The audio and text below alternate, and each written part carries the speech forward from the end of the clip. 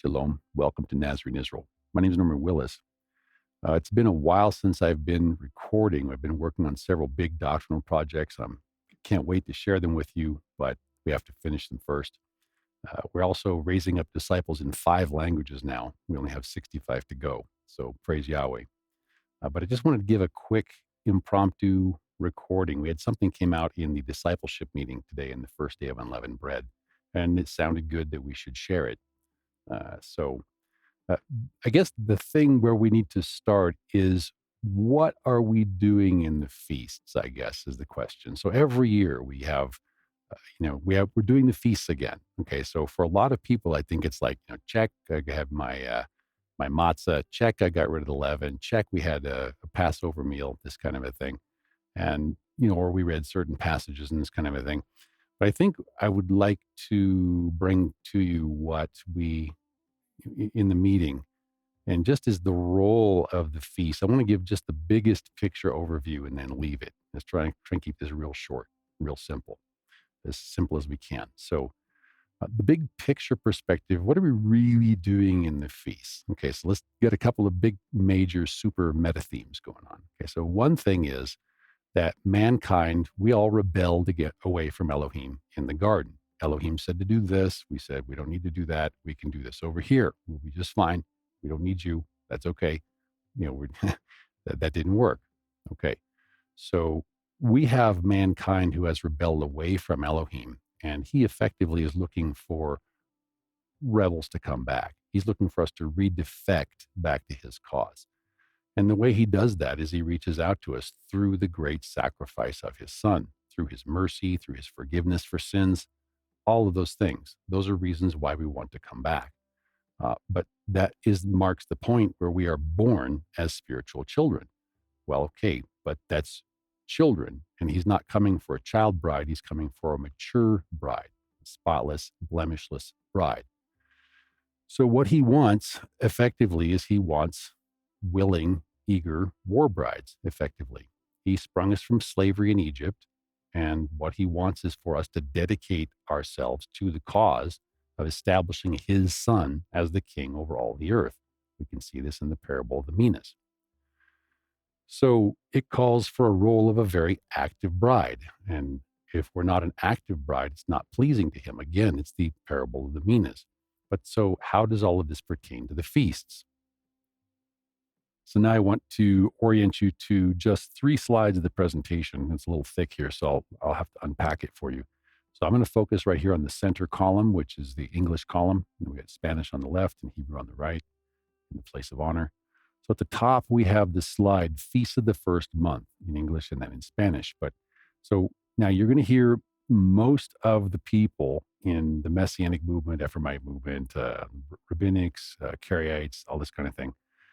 They're going to say spring feasts and the fall feasts. Okay, that's pagan terminology. Okay, the word spring, that's actually a Babylonian concept. The term never appears in scripture. So spring, fall, just erase those out. So what we see in scripture instead are the feasts of the first month and the feasts of the 7th month. And we're going to talk all about them here. So what we see here are the 4 feasts of the first month, and we're going to talk about how they relate to us as the bride. So we're slaves in Egypt, and here it is. Here's the Pesach. So in Pesach, now we have on the Nazarene Israel website, we have several studies about the ancient Hebrew wedding. So we have a partially completed book study that we want to merge with the Torah calendar when we rewrite that whole thing, put it on video, because that's really what the calendar is it's the story about our purification as his bride. He's being faithful the whole time. It's a story about how we get purified, we get won around. So I'm a person that believes that all the details of the calendar are important. We have the Torah calendar study. We have several videos, all those sorts of things, especially establishing the head of the year, very important video series. I don't want to be celebrating the wedding a month late or even 2 months late. That wouldn't work.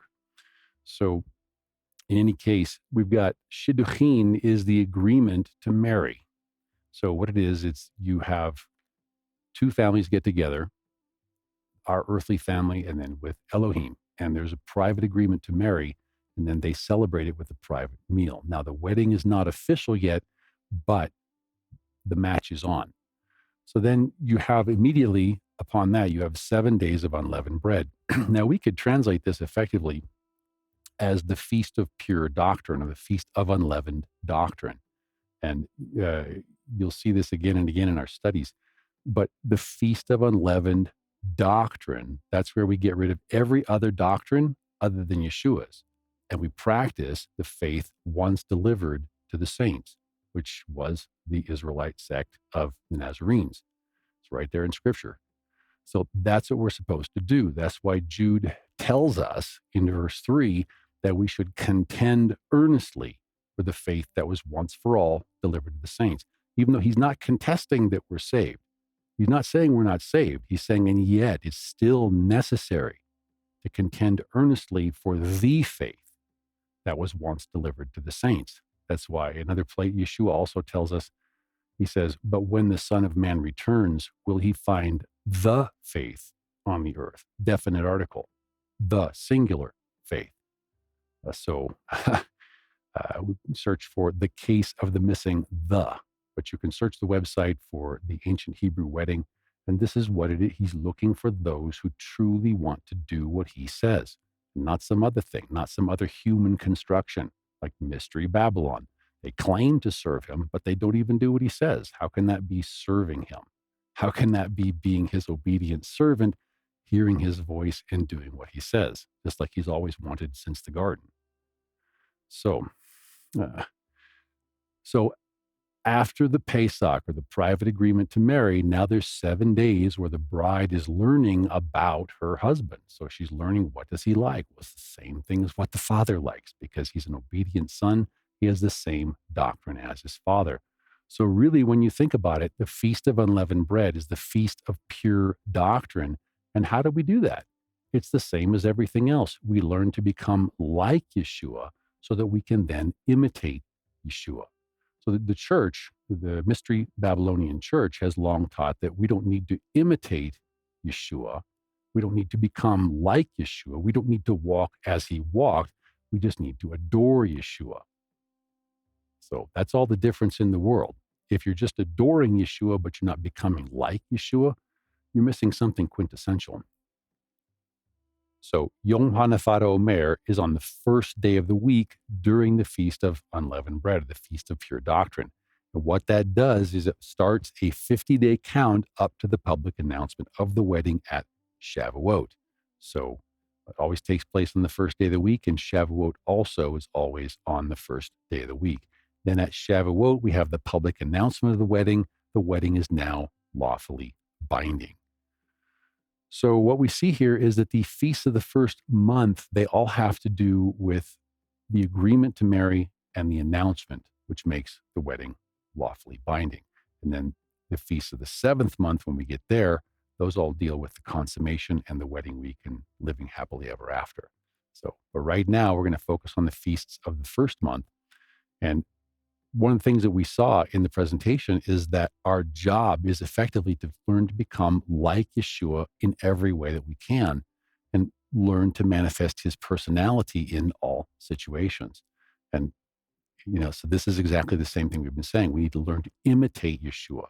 It's not enough just to adore Yeshua. We have to learn to imitate Yeshua. We have to apply ourselves. We have to become like him in every way that we can. So, with all that, with the understanding that we're supposed to walk as Yeshua walked, that we're supposed to imitate our one and only rabbi's halakha, what do we imagine Yeshua's personality to be? If we're supposed to imitate him, if we're going to be married to him, we might at least know who he is. So, what do we imagine Yeshua's personality to be? Well, I think for a lot of people, I know just speaking for myself, growing up as a child in the Christian church, it's still today, it's the early training. When you say the word Yeshua to me, it's, my first image will be that of a cuddly little lamb, right? Well, okay, so there's also the lion of the tribe of Judah. Some people, they have a vision of Yeshua as just kind of a big huggy guy. He's going to hug everybody, and he's everybody's brother, he's everybody's friend, he's everybody's helper, this kind of a thing. But do we understand he's also our king? He's also our commander. He's not afraid to come down here and show us how to do it, but He's in that position. So I think a lot of people, we pick up things in our culture that aren't necessarily who he is. Uh, so he is the Sar Shalom. It's the field marshal of peace. I mean, that means he's going to win the war with his team, with his body, with his bride. We're told in Revelation, his bride is going to be given his rod of iron to rule and reign in his stead. That requires a significant amount of organization. Yahweh is setting it up now. Do we understand Yeshua has eyes like a flame of fire? He's wise as a serpent.